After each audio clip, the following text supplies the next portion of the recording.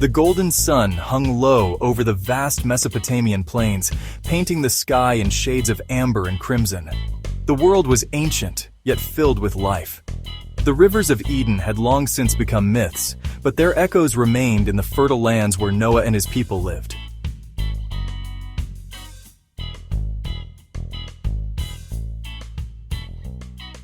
Noah, a man of deep wisdom and unwavering faith, stood tall among his people. His skin, kissed by the sun and rich like the fertile earth, bore the markings of a lineage stretching back to Adam. The world had changed since the days of Eden.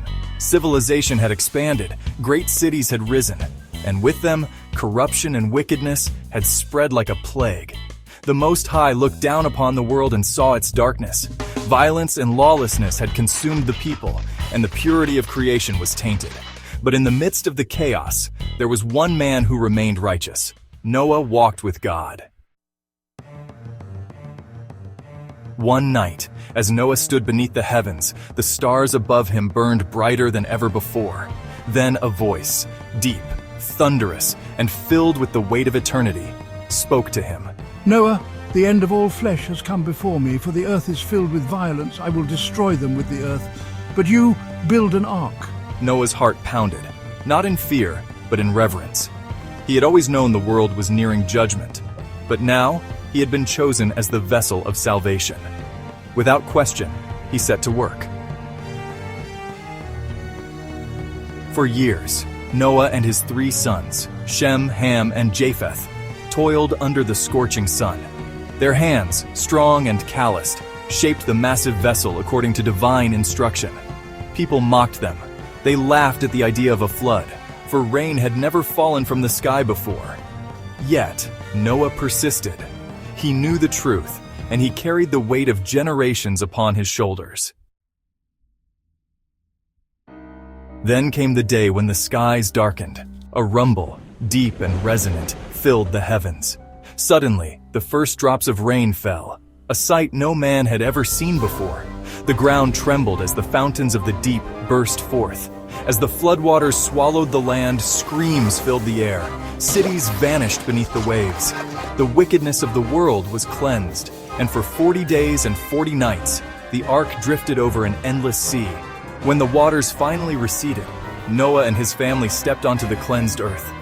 The world was silent, fresh, reborn. They were the chosen remnant, the new beginning. From their lineage, the nations of the world would arise. The world was divided among Noah's 3 sons, each carrying the blessing and responsibility of repopulating the earth.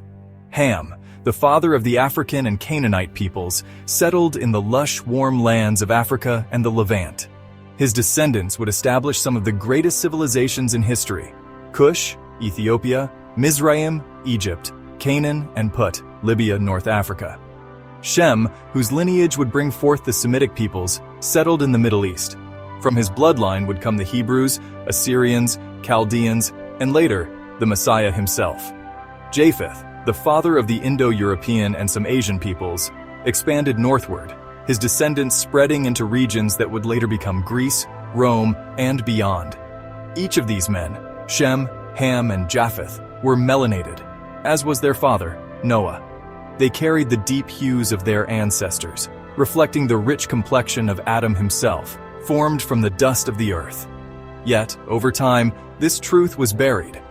The world, in its pursuit of division and control, introduced false concepts of race that the Bible never spoke of.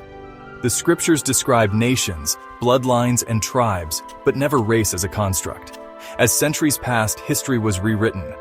The truth about Noah's lineage was distorted, and depictions of his descendants were altered.